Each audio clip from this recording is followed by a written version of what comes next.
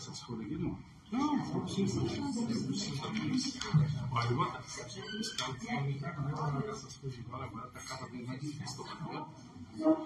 Boa noite a todos que estão aqui e os que estão nos assistindo pelo Facebook da Sociedade Espírita Francisco de Assis. Estamos começando aqui a nossa exposição desta noite, desde já agradecendo a presença de todos que estão aqui nos vendo, né? E hoje teremos a palestra Não São os Sãos que precisam de médico, né? São os que gozam de saúde que precisam de médico, com o nosso palestrante Jesus Samuel, que vai nos falar sobre esse tema. Então, antes de mais nada, vamos começar a fazer a nossa prece de abertura, rogando os benfeitores espirituais, a falange franciscana, que estejam aqui conosco, que possamos ter uma noite agradável, proveitosa, e que esses ensinamentos que foram ministrados hoje possam ser levados à nossa vida para auxiliar nosso desenvolvimento espiritual. Desde já agradecemos por mais um dia, por mais uma noite, e assim agradecidos iniciamos a nossa atividade dessa noite. Que assim seja. Então, com vocês, o nosso palestrante Jesus Samuel. Boa noite, muita paz. O tema da noite é um subtítulo do capítulo 24 do Evangelho segundo o Espiritismo. E o título desse capítulo 24 é Não Colocar a Luz sob a Candeia. Nós vamos nos lembrar que Allan Kardec nos traz sobre o conhecimento. A luz, conhecimento, candeia, um vaso, algo gravado para medir grãos.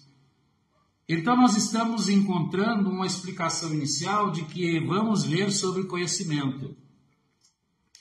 E nós temos então esse subtítulo, não são os que gozam saúde que precisam de médico.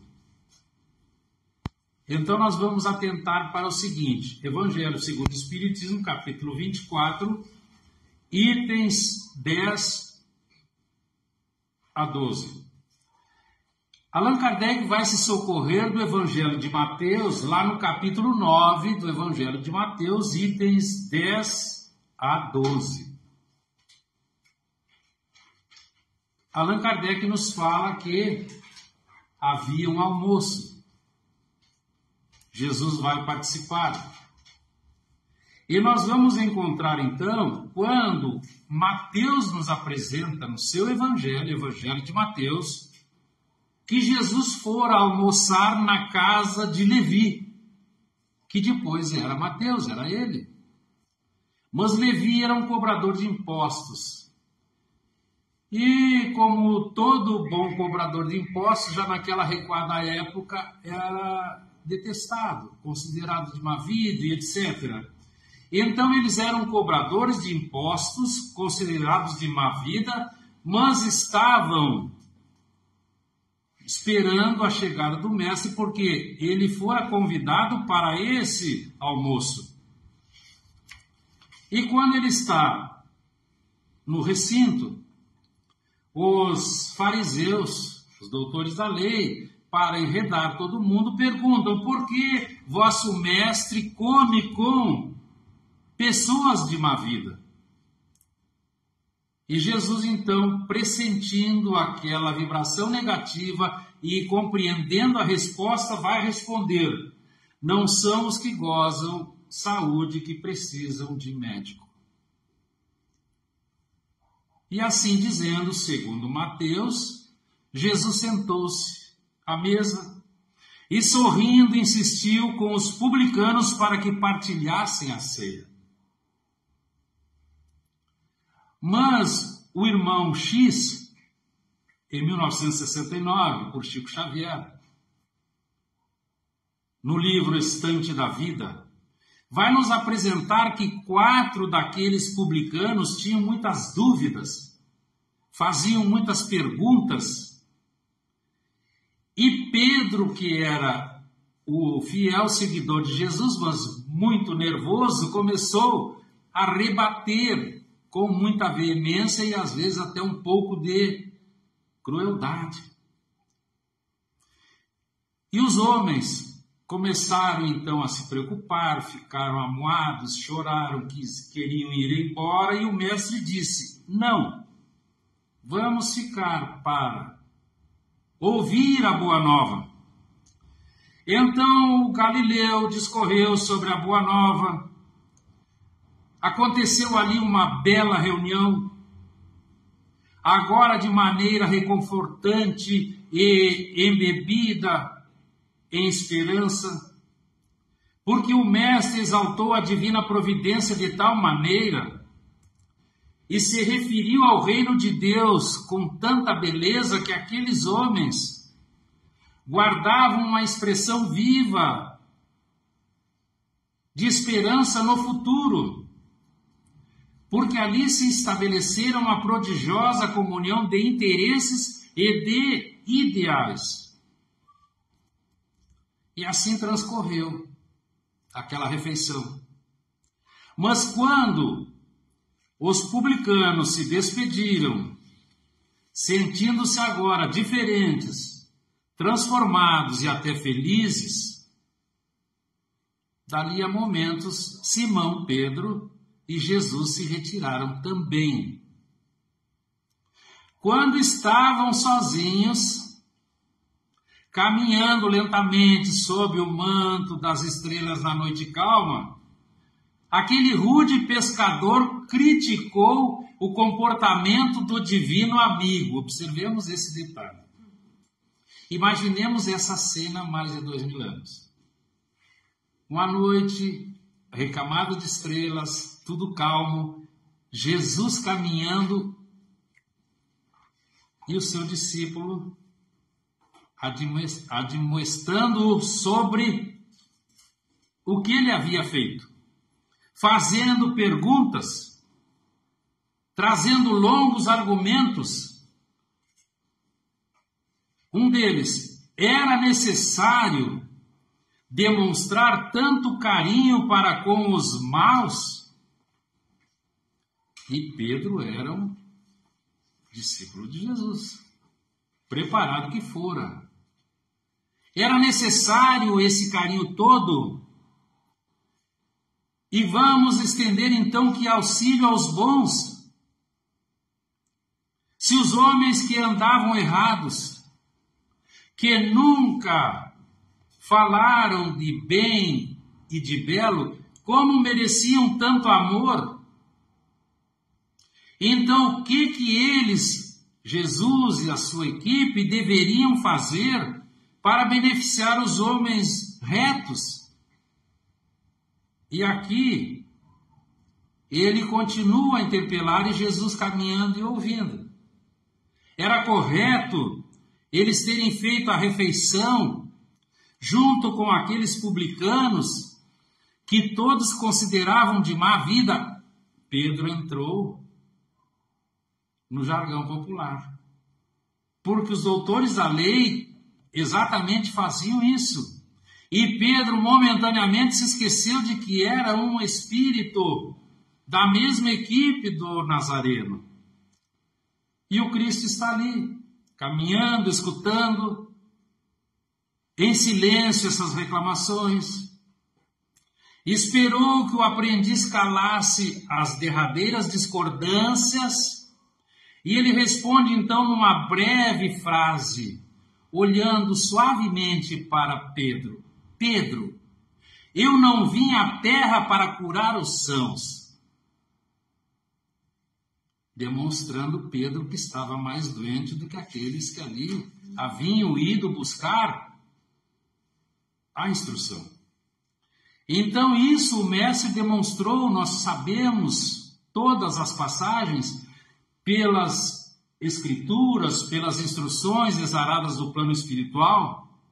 Na prática, Jesus se acercava principalmente dos deserdados de toda sorte, porque são esses deserdados de toda sorte os que mais necessitam de consolações, daqueles cegos que têm boa fé, que são dóceis e que suplicam a luz para que enxerguem. E aqui nós estamos entrando então na luz da visão espiritual. Nós vamos também encontrar que Jesus se afastava dos orgulhosos, porque eles julgam tudo saber. Eles pretendem ter toda a compreensão de tudo. E também se dizem, nada precisamos. E aí ele ensinou a Pedro aquela noite. E ensinando a Pedro, ele ensinou a todos nós sobre tolerância, para que haja paz, para que tenha sossego, entendimento, para que haja solidariedade. 2000 anos se passaram. E nós vamos encontrar então que ele nos diz, através da tolerância, nós respeitaremos a crença alheia. Nós entenderemos a realidade íntima de cada irmão de jornada. Porque com essa tolerância, com esse amor, com tudo isso, nós glorificamos o culto à liberdade de pensamento e de expressão daqueles que estão nessa movimentada carruagem das experiências diárias, em qualquer campo. Em qualquer campo que nós estejamos atuando, porque nós viajamos todos juntos num carro que se destina a uma possibilidade gloriosa, porque nos leva no rumo da plenitude. E nós não vamos agora entrar em detalhes, como estão os tempos atuais, porque essa instrução vem de mais de 2000 anos. O objetivo primordial é que se faça isto. Então, na construção espiritual, aqui nós fomos trazidos pela bondade divina, nós vamos encontrar momentos ásperos que surgirão e nós vamos ter, então, a impressão de que somente encontramos desgosto e inconformidade. E o nosso íntimo se ressente. Nós nos tornamos descontentes pelas calúnias, pelas perseguições, surgindo insatisfação. Começamos a ter autopiedade. E aí começamos a nos arrepender de tudo o que fizemos. Em muitas ocasiões, devido a isso, nós desertamos do mal, nós desertamos do bem e enveredamos por um caminho negativo que não nos acrescenta, que só nos prejudica porque, ao ingressarmos nesse caminho nebuloso, nós densificamos o nosso corpo perispiritual. E com isso nós nos afastamos da divindade. E damos campo a que aqueles menos felizes do que nós influenciem a nossa pouca vibração espiritual. Então, quando nós desertamos do bem, nós nos esquecemos que é imprescindível demonstrar esse bem, porque nós viemos para um trabalho, e é um trabalho de vitória.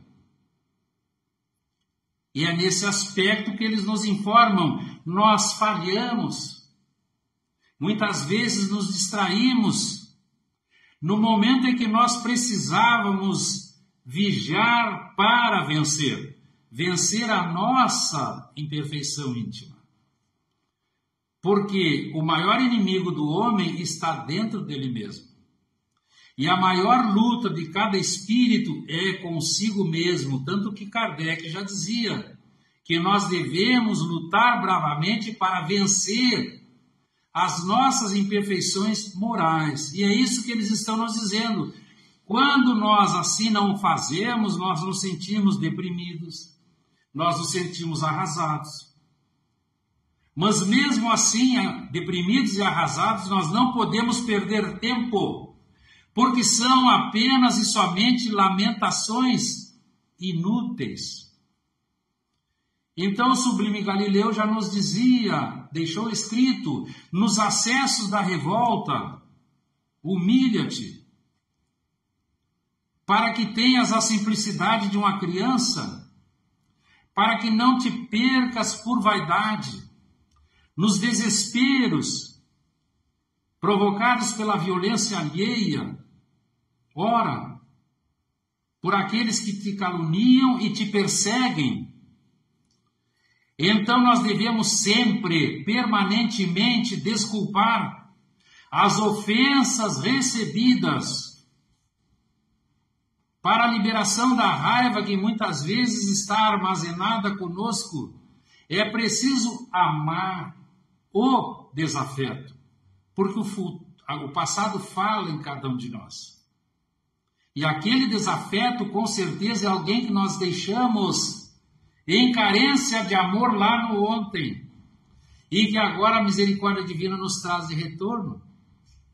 Então a figura do almoço que nós começamos vendo demonstra que o Mestre abraça a todos os que desejem a excelência de sua alimentação espiritual. Por isso a luz, por isso a candeia. Então essa alimentação é para que nós façamos os nossos trabalhos na terra, trabalhos bem feitos. E é nesse aspecto que ele nos diz, em qualquer tempo e situação, Jesus está pronto a nos atender, porque nós vamos procurá-lo. E é nesse momento que eles nos informam: analisa as tuas ações, examina a tua consciência, medita, para que possas discernir com responsabilidade, cultivando serenidade, paciência, nas provações que vão te corrigir. E agradece as lições, porque estará sempre sendo retificado. Retificar é tornar reto. Então aqui nós encontramos as informações. Com responsabilidade, nós sabemos, existe mediunidade com Jesus, mas também existe mediunidade sem Jesus. Porque as trevas também curam. Para que possam nos manter prisioneiros, eles fazem isso. Eles têm conhecimentos suficientes.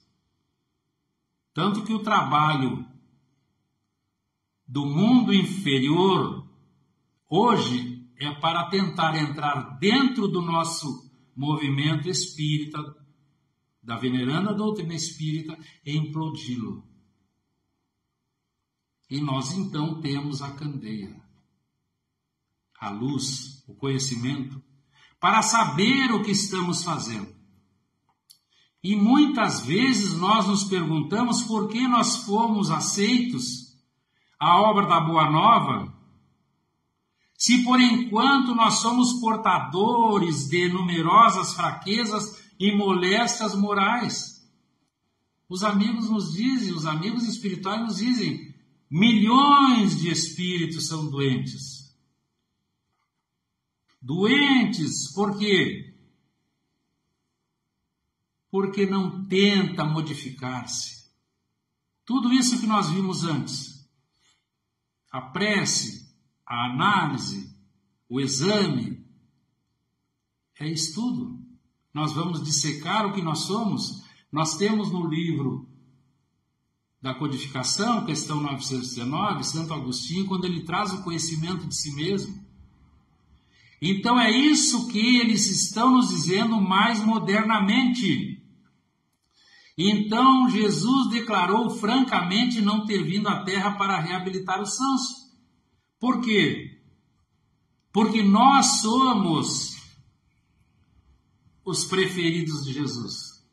Nós fomos aceitos porque nós somos os estropiados.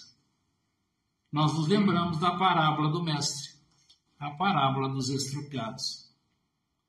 Então, no Evangelho de Mateus, lá no capítulo 9, item 13, nós encontramos o final da instrução contida no Evangelho segundo o Espiritismo, lá no capítulo 24, item 10 a 12. Abre aspas, ide e aprendei o que significa a luz. Misericórdia quero e não sacrifício, porque eu não vim a chamar os justos, mas os equivocados, os iludidos, os viciosos, aqueles que estão em defecções morais, para que eles se arrependam e vivam a vida verdadeira. É nesse aspecto que lá no item 12 do capítulo 24, Allan Kardec, com maestria, nos fala da mediunidade, a condição de intermediário, a situação de meio, porque nós estamos entre os dois planos como intermediários.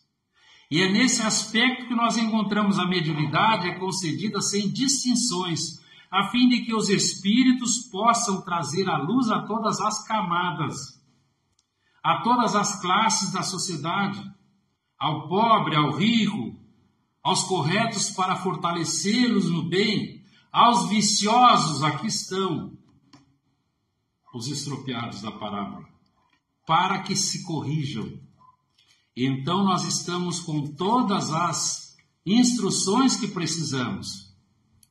E também nesse item 12, o mestre Lyonês vai nos dizer que a mediunidade não implica necessariamente relação habitual com os espíritos superiores, porque podemos, num momento de euforia, eu sou o melhor médium do mundo, então eu só trato com os espíritos superiores.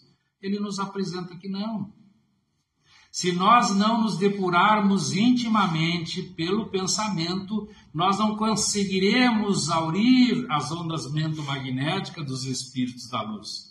E é nesse ponto que ele nos diz, a mediunidade é apenas uma aptidão, uma condição de trabalho para servir de instrumento. Instrumento mais ou menos maleável aos espíritos em geral. É nesse aspecto que ele termina nos dizendo, o bom médium é aquele que vibra na mesma frequência mental que a dos bons espíritos. E somente deles tem assistência. Então o trabalho é nosso.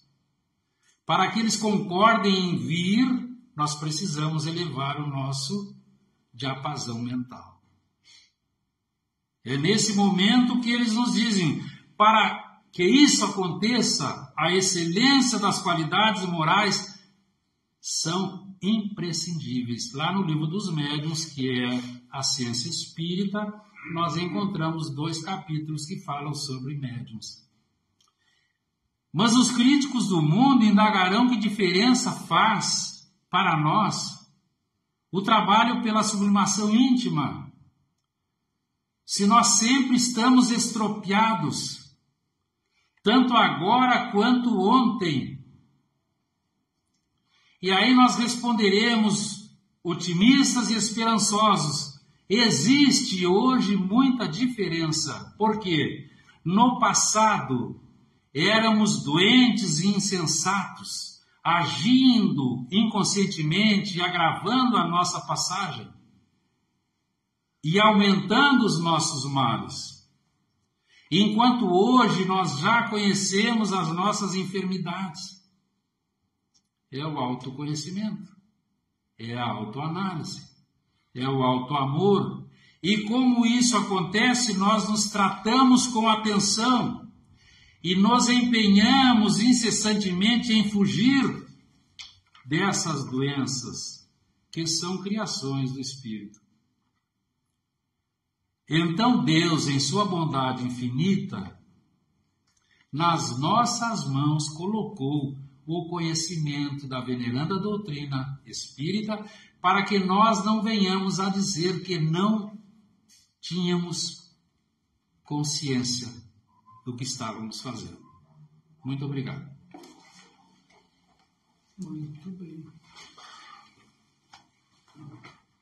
Então, agradecemos a todos que nos assistiram aqui pelo Facebook, a Sociedade Espírita Francisco de Assis. Agradecemos ao nosso palestrante, Jesus Samuel.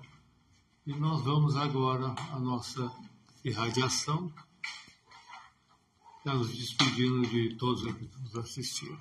Uma boa noite a todos.